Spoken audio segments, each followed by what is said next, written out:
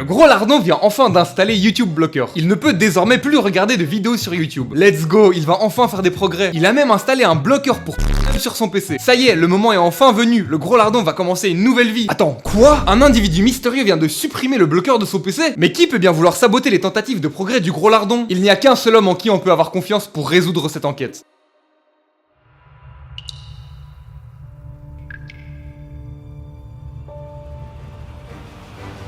Le Berserker! Comment oses-tu essayer d'empêcher le gros lardon de se développer? L'homme masqué tente désespérément de s'enfuir, mais il n'est pas de taille face au Berserker, l'homme le plus rapide de la planète. Le Berserker le balaye et le prend en Kimura. Il retire lentement le masque de l'agresseur.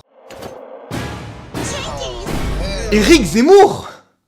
Donc c'était le Z qui depuis le début ruinait les tentatives de progrès du gros lardon. Mystère résolu. Félicitations le Berserker. La première habitude qui m'a aidé à reprendre ma vie en main, ça a été la muscu. À l'âge de 15 ans, ça allait pas trop dans ma vie. Alors rien de grave, j'avais pas de problème particulier, mais ma vie était vraiment morne en fait. Mes journées c'était aller à l'école, rentrer, faire mes devoirs, et puis jouer aux jeux vidéo jusqu'à ce qu'il soit l'heure d'aller dormir. On peut penser que c'est la belle vie, la bonne époque comme on dit parfois, mais vraiment pas en fait. J'avais aucune ambition, pas d'objectif à accomplir. D'ailleurs pour faire une parenthèse, je considère pas que la réussite à l'école c'est un objectif, c'est juste genre une banalité. Et du coup, chaque matin, quand le réveil sonnait, j'avais ce moment un peu désagréable que tu dois sûrement connaître, où je me posais au bord du lit comme un autiste pour me demander quel est le sens de ma vie. Je sortais aussi de ma première relation qui s'est avérée vraiment pas terrible, et bref, ma vie n'avait pas de sens. Un soir, je suis parti dormir chez mon pote Samson, il avait le même problème que moi, et on s'est dit qu'il était temps de changer. De pour la première fois dans notre vie, viser un sommet. Il était enrobé, moi j'étais maigre comme un Mikado, et on s'est dit qu'on allait changer ça. Alors, on s'est pas pris la tête, on n'a pas été prendre d'abonnement à la salle ou quoi, on a voulu faire ça à l'ancienne, à la barbare, et on s'est dit qu'on allait juste spammer les pompes tous les jours pour faire gonfler nos petits bras. Et on l'a fait car dès le lendemain, on s'est lancé et on a enchaîné 70 pompes. Mais ça, c'était que le début car à partir de ce moment-là, on a fait des pompes tous les jours, sans exception pendant exactement 129 jours. Chaque semaine, on augmentait progressivement le nombre de séries jusqu'à atteindre un pic de 300 pompes par jour au jour 100. Ensuite, on a ajusté la routine, moins de séries mais plus de répétitions dans chacune. Et dans les dernières semaines, on s'est stabilisé à 240 pompes par jour avec une intensité maximale. Et franchement, c'était dur. Certains jours, j'avais ni la motivation ni la tête à ça. Mais je l'ai fait, j'ai tenu bon et mes efforts ont payé car le petit squelette de 15 ans n'était plus là. Pour faire une parenthèse, oui, c'est l'anecdote de la vidéo précédente, mais juste avec plus de détails. Cette période de ma vie m'a changé à jamais car pour la première fois, j'ai eu un véritable objectif pour lequel j'ai travaillé dur et pour lequel j'ai été obligé d'être stupidement discipliné. Cette anecdote est chère à mes yeux car en sortant de cette période, j'ai eu de l'espoir. L'espoir qui m'a permis de réaliser que si je veux quelque chose, je peux l'avoir si je m'en donne les moyens. La deuxième habitude qui a changé ma vie, c'est la lecture. Bro, lire, c'est la chose la plus importante qu'on puisse faire en tant que jeune homme. La lecture est une compétence de grande valeur que je dirais que 90% des jeunes hommes ne pratiquent pas. Toi qui regardes cette vidéo là, si t'es pas quelqu'un qui lit régulièrement, mec, tu vas être détruit, tu vas être dominé par un autre gars qui lit régulièrement, c'est aussi simple que ça. La meuf que tu veux sera sienne, l'argent que tu veux sera sienne, le statut que tu veux sera sien. Et si tu lis pas car tu te dis oh tu sais, lire c'est pas si important que ça, ferme ta gueule. Je suis agressif à ce sujet car lorsque j'ai réalisé le retour sur investissement qu'est la lecture, je me suis aussi rendu compte que les gens ne lisent pas réellement et qu'ils choisissent de simplement regarder Netflix, des animés et j'en passe. Alors que dans les livres, il y a littéralement tout. Le chemin vers la richesse, le chemin vers l'amour, tout y est écrit. Et tout ce que t'as à faire c'est juste de lire et d'essayer de mettre en pratique ce que t'as appris pour changer ta vie à jamais. Et quand je pense au fait que les gens ne lisent pas, ça m'énerve fort et je me demande pourquoi êtes-vous en train de passer à côté de votre vie? La lecture est vraiment une activité 10 sur 10 et je dirais pas ça si je le pensais pas vraiment. Lance-toi dans la lecture, je sais que ça peut paraître un peu ennuyeux quand tu commences car ton cerveau est putain d'abîmé à cause de la surstimulation omniprésente dans cette époque et que tu peux à peine lire quelques phrases avant de déjà commencer à penser à autre chose. Mais tu dois te forcer. Tu dois aller te regarder dans un miroir et te dire putain je sais même plus lire. J'ai lu à peine 3 phrases que j'en peux déjà plus. Faut que tu te rendes compte du privilège que c'est que d'avoir la possibilité de lire et d'obtenir la sagesse et les connaissances d'hommes plus expérimentés que toi et la honte que c'est que de pas le faire car c'est pas amusant ou c'est un peu difficile. Alors après cette vidéo fais preuve de bon sens, choisis quelques livres qui t'intéressent et commence à lire 1 heure par jour tous les jours pour le reste de ta vie. C'est aussi simple que ça. C'est littéralement comme ça qu'on devient riche et sache que la seule différence entre toi et un multimillionnaire c'est que lui il lit. C'est juste que lui a lu le bon livre au bon moment et ça a changé sa vie à jamais. J'ai énormément de choses à partager à propos des livres et je suis littéralement en mesure de te faire une liste complète des livres qui vont changer ta vie, mais comme ça va être un gros morceau et que j'ai beaucoup à dire à ce sujet, ça arrivera bientôt dans une vidéo qui est dédiée. En tout cas, si tu sais vraiment pas quoi lire en attendant la vidéo, lis-moi L'autoroute du millionnaire. C'est une sorte de nouveau plan pour t'aider à comprendre l'argent et la richesse.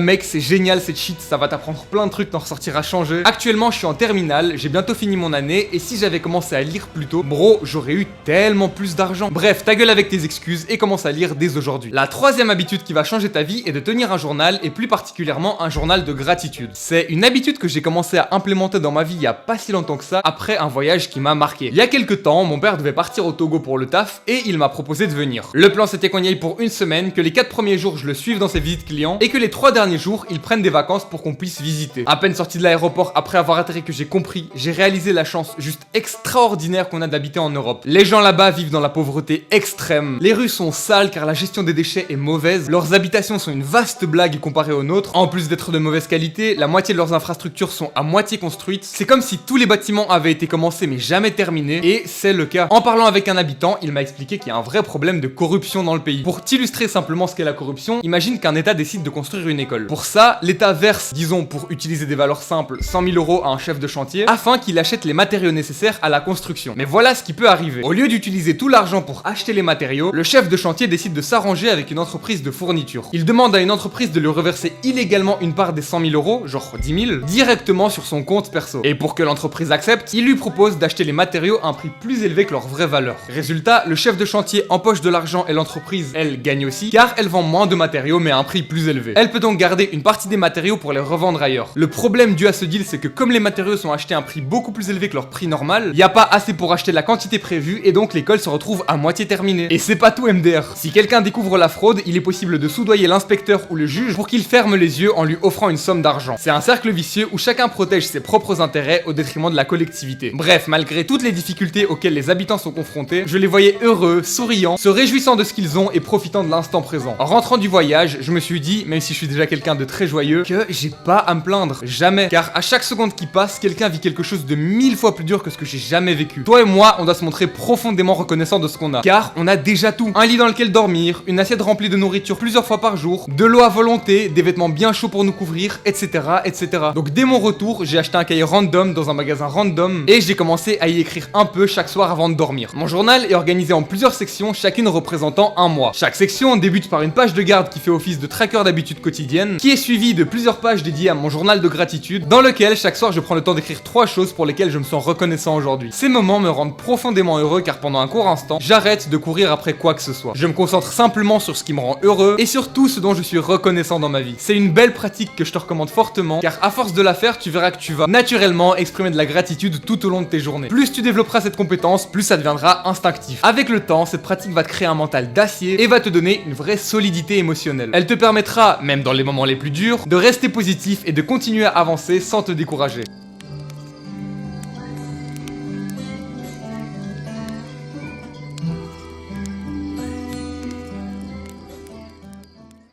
La 4e habitude qui va changer ta vie est très intéressante, il s'agit de l'échec. En effet, j'ai pris l'habitude de toujours entreprendre, ne jamais avoir peur d'essayer, quitte à échouer. Le processus de réussite dans la vie est simple. C'est juste de constamment essayer des trucs, échouer en étant ok avec l'échec, en tirer des leçons et puis essayer à nouveau. Et je pense que notre génération a particulièrement un problème avec ça, car je vois que le perfectionnisme est en train de monter en flèche. Le perfectionnisme, c'est d'ailleurs un terme un peu bizarre car il semble presque être positif, mais en vrai, le perfectionnisme c'est un truc de poussi. Et si t'es perfectionniste, mec, t'es juste un lâche, car ce terme est toujours utilisé comme excuse à la paresse et à la peur d'essayer. La plupart des gens de notre génération ont terriblement peur de l'échec, mais bro, si t'essayes jamais, tu vas jamais rien réussir. Cette chaîne, par exemple, c'est un truc que j'essaye. J'ai pas peur de montrer mon visage, de partager mes opinions, même si parfois ça implique de donner mon avis sur des gens que je fréquente encore et qui souvent regardent les vidéos. Il y a des gens qui kiffent, qui m'encouragent. D'ailleurs, sur les 2 précédentes vidéos, il y a des commentaires qui m'ont fait vraiment plaisir, donc merci infiniment. Sachez que je lis tous les commentaires et que ceux qui me touchent vraiment, je prends le temps d'y répondre. Et il y a aussi des personnes qui parlent mal de moi. Mais honnêtement, je m'en bats les couilles car je suis certain que cette chaîne va me rapporter gros et que dans un an, moi je serai là et eux ils seront là parce que eux ils ont critiqué, moi j'ai agi. Dans cette chaîne, j'ai envie d'être extrêmement authentique, de partager mes qualités, mes réussites, mais aussi d'exposer mes défauts et mes échecs. J'ai même pas peur d'annoncer que cette chaîne aura 100 000 abonnés d'ici fin 2025 car j'y crois à 100%. Je suis certain qu'il y a des gens qui vont kiffer le délire, les conseils que je donne et la personne que je suis. Et il y a un risque que j'échoue et que j'atteigne pas les 100 000 abonnés d'ici fin 2025, mais j'ai plus peur d'essayer. Car dans plusieurs anecdotes que je raconterai dans d'autres vidéos, tu verras que mon courage a souvent été récompensé. La dernière habitude qui va transformer ta vie, c'est de créer du contenu. Il y a un an, j'ai compris que les réseaux sociaux sont la plus grande opportunité de notre génération. C'est littéralement la ruée vers l'or du 21e siècle. Je suis persuadé que chaque être être humain unique et a quelque chose à offrir au monde. Pourtant, depuis des années, la qualité intellectuelle du contenu sur les réseaux ne cesse de se dégrader. TikTok, les Reels, YouTube Short, c'est rempli de brain rot, de discours vides, de soft porn et de personnes qui se détruisent mentalement pour quelques likes et un peu d'argent. Ce flot constant de conneries abîme les esprits et faut que ça change. Alors toi qui regardes cette vidéo, je t'encourage à relever la barre. T'as une voix, t'as une perspective unique et t'as de la valeur à offrir. Et oui, au début tu le feras bénévolement sans retour immédiat. Mais si tu persistes, un jour tout ça te rapportera. Moi actuellement, à côté de YouTube, je suis en train de transformer ma vie. Et je vais continuer à documenter ce voyage et à partager ce que j'apprends pour t'apporter des connaissances ou au moins de la motivation. Tu peux faire la même chose. Et laisse-moi te dire un truc, bats les couilles des critiques pas constructives. Car la plupart du temps, elles viennent de personnes à qui fondamentalement t'as même pas envie de ressembler et qui d'ici une année ou deux, tu reverras plus jamais de ta vie. Alors frérot, n'aie pas peur, lance-toi. Et un jour, toi et moi on ne fera pas que rêver du sommet,